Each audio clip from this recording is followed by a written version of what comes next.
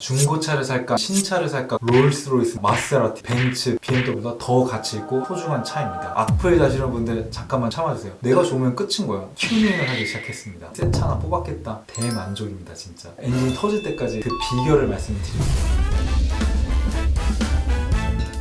일종한 윤드리우스. 이번 영상은 아주 오래된 에마에 대한 이야기를 시작하려고 합니다. 차 이야기예요. 남자분들 굉장히 관심 많을 거고 여자분들도 되게 재미있게 들으실 수 있을 거예요. MBC 나 혼자 산다에서 안재현 씨가 아주 오래된 그 갤로퍼 에마를 공개했고 사람들이 깜짝 놀랐어요. 1997년 갤로퍼를 아직도 탄다고? 안재현 씨는 그 오래된 어렸을 때 드림카였던 갤로퍼를 아주 예쁘게 꾸며가지고 캠핑도 다니고 여기저기 소중한 추억들을 남기고 있는 일상이 공개되었습니다. 그걸 본 사람들이 기사 링크를 저한테 보내주더라고요. 윤두석 같은 사람 여기 또 있다. 이 기사 보니까 너 생각나더라. 왜냐면 저 또한 올드카 유저이기 때문입니다. 올드카의 정의에 대해서 뭐 말이 많아요. 25년 이상이다, 30년 이상이다, 20년 이상이다 말이 많은데 제 차의 연식을 처음으로 공개를 하는데요. 제 차는 2003년형 클라이슬러 PT 크루저를 몰고 있습니다. 올해가 2020년이니까 18년 된 차를 몰고 있는 거예요. 2년 뒤면 20살 생일을 맞이합니다. 사회 초년생인 분들 중고차를 살까 아니면 신차를 살까 고민하는 분들이 많을 텐데 어떻게 보면 새로운 답안지를 제시하는 걸 수도 있어요. 아마 대부분의 분들이 첫 차를 사서 10년 넘게 쭉 타지 뭐 이런 생각을 하시는 분이 있을 거고, 아 운전도 미숙한데 중고차 싸게 사가지고 잘 타다가 나중에 새 차 뽑아야지. 저도 똑같은 생각을 했습니다. 저는 오히려 첫 차 구입한 시기가 되게 늦었어요. 31살에 구입을 했는데 보통 남자들보다 많이 늦은 편입니다. 새 차는 아예 고려하지 않았어요. 중고차만 고려를 했습니다. 차를 탈 일이 많이 없었어요. 그때 한창 승마에 푹 빠져있을 때인데 승마장이 서울 외진 곳에 있다 보니까 차 없이는 절대 할 수가 없는 스포츠였어요. 일주일에 한 번 승마를 위해서 차가 필요했고 운전이 미숙했기 때문에 새 차보다는 중고차가 낫겠다. 차 없이도 편리하게 잘 생활을 하고 있었기 때문에 차에 큰 돈을 쓰고 싶은 생각이 없었습니다. 이 세 가지 큰 이유가 있었기 때문에 중고차로 결심을 했고요. 어떤 중고차를 살지 중고차 거래 사이트를 뒤적뒤적 하기 시작했어요. 제가 찾는 중고차의 조건은 딱 한 가지였어요. 남들이 많이 타지 않는 희소성 있는 차를 찾아보자. 나만의 유니크한 차를 구입을 해서 재미있게 타다가 그 이후에 새 차를 사자 결심을 하고 검색을 시작했습니다. 검색을 하다 보니까 두 가지로 좁혀지더라고요. 희소성 있는 차를 타려면 엄청 고가의 차, 너무 비싸서 사람들이 못 타는 차 이거나 연식이 오래돼서 거리에 돌아가지 않는 단종된 차, 이렇게 두 가지밖에 없더라고요. 단종된 차들을 알아보다가 클라이슬러 PT 크루저라는 차가 눈에 들어오게 되었습니다. PT 크루저는요 올드카라고 생각을 해요. 18년 된 연식도 있지만 클라이슬러의 이 클래식카를 모티브로 해서 만든 차라고 해요. 현대식으로 레트로하게 리디자인을 한 차인 거죠. 미국에서 선풍적인 인기를 끌었었고 한국에 출시되었을 때도 3천만 원이 넘는 가격이었는데도 굉장히 큰 인기를 끌었다고 합니다. 처음 이 차를 만나실 때 5년 전 이 차를 몰고 있는 2020년 지금도 질리지 않고 너무 좋아요. 계속해서 관리하고 사랑해주고 아껴서 미래의 아들한테 물려주고 싶은 생각까지 저는 가지고 있습니다. 얼마나 제가 이 차를 아꼈으면 인생에 단 한 번뿐인 결혼식에서도 제 차를 웨딩카로 꾸며가지고 이렇게 예쁘게 꽃단장 시켜서 많은 사람들의 이목을 끌기도 했습니다.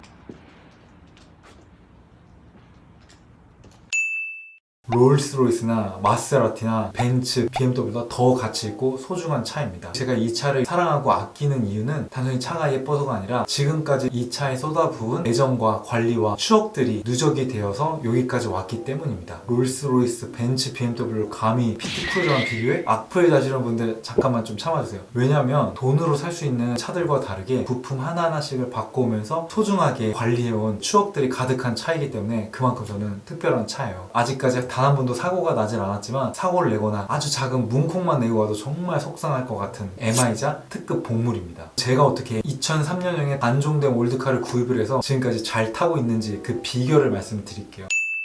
첫 번째는요, 좋은 딜러를 만나야 됩니다. 물론 좋은 딜러 만나는 거 쉽지 않아요. 중고차 거래 사이트에 있는 그 딜러의 평판 관리를 확실하게 했고 블로그를 운영하는 딜러였어요. 블로그를 찾아가서 성실하게 블로그를 관리하는지, 지금까지 판매했던 차주와 어떻게 커뮤니케이션을 하고 있는지 이런 것들을 통해서 이 딜러에 대한 신뢰감이 쌓였습니다. 차에 대해서 거짓말을 치진 않겠구나 라는 생각으로 딜러를 만나게 되었습니다. 딜러의 설명을 듣고 직접 주행을 해보고 오래된 연식이지만 정말 깨끗하게 차주가 관리를 해왔구나, 흡연자가 아닌 여성 운전자께서 근처 근처 위주로 차량을 운행했기 때문에 10년이 넘는 연식이었지만 주행거리가 굉장히 짧은 편이었습니다. 두 번째는 믿고 맡길 수 있는 주위 카센터를 찾으시길 바랍니다. 제가 살던 집주인분께서 카센터를 운영하시는 사장님이셨어요. 그러다 보니까 편하게 그 카센터에 방문해서 사장님 저 이거 중고차 사려고 하는데 차 상태 좀 봐주세요 라고 해서 사장님께서 하나하나씩 꼼꼼하게 체크를 해주셨고 이거 되게 괜찮던데? 라는 확답을 듣고 차를 구입을 했습니다. 그리고 그때부터 지금까지 5년 동안 전문가에 의해서 관리되어 온 차입니다. 조금이라도 이상이 있거나 정비 시점이 다가오거나 즉각적으로 정비를 해오면서 잘 관리를 해올 수 있었습니다. 그리고 세 번째는요, 개인적으로 정말 강력 추천하는 방법인데 차계부를 하루도 안 빠지고 씁니다. 대표적인 차계부가 마카롱이라는 어플이 있어요. 주유를 언제 했는지, 세차를 언제 했는지, 차 정비를 언제 했고 어떤 부품들을 교체했는지, 어떤 부품들의 교체 주기가 남았는지 꼼꼼하게 관리를 할 수 있어요. 스스로 하다 보면 차에 대해서 한눈에 쫙 알아볼 수가 있고 이 차를 가진 다른 차주들은 지금 어떤 부품들 정비가 필요하고 어떤 시기인지 연비도 알 수 있어요. 차계부와 가계부에 대해서는 따로 영상을 만들어서 제 노하우를 공개해 드릴게요.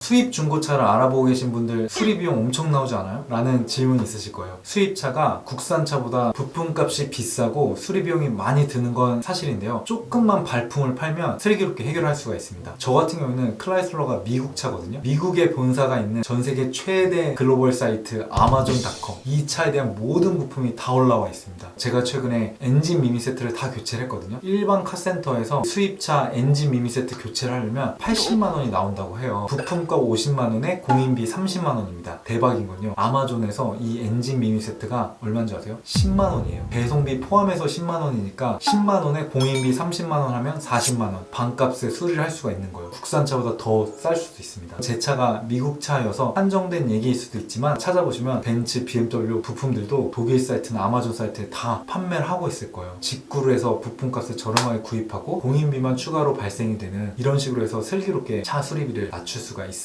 겁니다. 이렇게 수리를 하다 보니까 배터리, 브레이크 패드, 엔진 미미, 타이밍 벨트, 시간이 지날수록 소모가 돼서 새로 살 수밖에 없는 부품들은 다 구입을 해서 교체를 했고요. 제 차는 진짜 새 차보다 건강한 상태입니다. 기본적인 정비, 수리 뿐만 아니라 한 단계 더 나아가서 튜닝을 하기 시작했습니다. 어떤 튜닝을 했냐면요, 전자석을 최고급 수입 이태리 가죽 리무진 시트로 교체를 했습니다. 좌우가 아주 빵빵해졌고요. 위에 목 쿠션이 들어가고 새빨간 페라리 같은 색깔로 시트를 교체했습니다. 비록 제 차가 페라리는 아니지만 소중한 에마 PT 크루저에 색깔을 입혀줘서 운전할 때 기분이 좋고 핸들 촉감까지 너무 좋아졌어요. 대만족입니다 진짜. 그리고 이 시트 교체를 할 때 다 뜯어내야 되거든요. 뜯어낸 김에 바닥 부분까지 전체 방음을 깔았고 카페트 작업을 했습니다. 나중에 애기가 생기더라도 좀 정숙하고 새 차보다 더 깨끗한 상태에서 맞이하면 좋겠다, 뭐 그런 생각이 들었습니다. 바닥 방음 작업 이거 한 데만 300만 원 썼습니다. 또 뭐를 해야 되겠어요? 그렇죠, 카오디오 튜닝을 해야죠. 포칼이라고 세계적으로 유명한 프랑스 카오디오 전문 업체예요. 앞, 뒤 교체를 했고 바닥에는 우퍼를 깔았어요. 헤르만이라고 엄청 검색을 해가지고 되게 유명한 곳에 찾아가가지고 이걸 또 다 맡긴 거예요. 전문가의 손길을 받고 바닥 방음, 양쪽 문짝 방음까지 다 해버린 제 차, 시속 120km 고속도로에서도 소음이 안 들리고 카오디오가 아주 선명하게 들립니다. 궁금하신 분들을 위해 청음 영상 준비했습니다.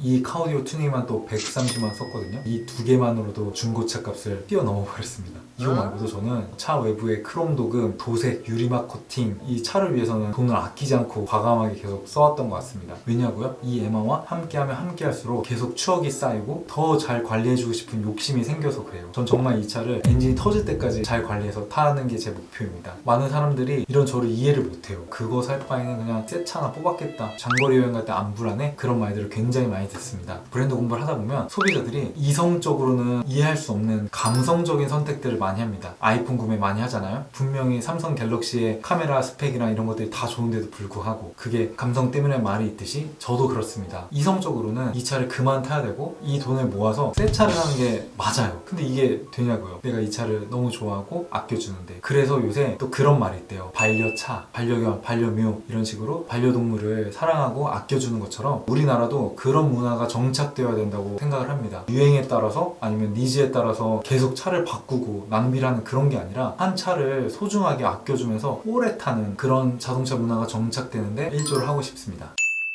마지막으로 누가 뭐라 한들 내 인생은 내가 사는 거예요. 내가 좋으면 끝인 거예요. 남들이 뭐라고 한들 그거에 신경 쓰지 마세요. 저는 제가 제 길을 걸을 거고 남들이 얘기했던 조언과 다르게 제가 걸었던 길이 틀리지 않았음을 계속해서 증명해 나가고 보여줄 거예요. 아 이거 너무 유니크한 거 아니야? 남들이 이렇게 하면 안 된다고 했는데 고민하지 말고 저 믿고 하고 싶은 대로 하세요. 그게 정답입니다. 그리고 꼭 여러분과 가장 잘 맞는 차를 선택해서 그 차가 여러분들의 셀프 브랜딩을 하는데 도움이 되었으면 좋겠습니다. 차에 관련된 에피소드가 정말 많거든요. 이야기들도 나중에 하나하나씩 풀어보겠습니다. 차 튜닝이나 수입차, 중고차 이런 거에 궁금하신 것들은 댓글 달아주시면 제가 아는 한 최대한 달아드리도록 하겠습니다. 지금까지 시청해주신 여러분들 대단히 감사합니다. 안녕.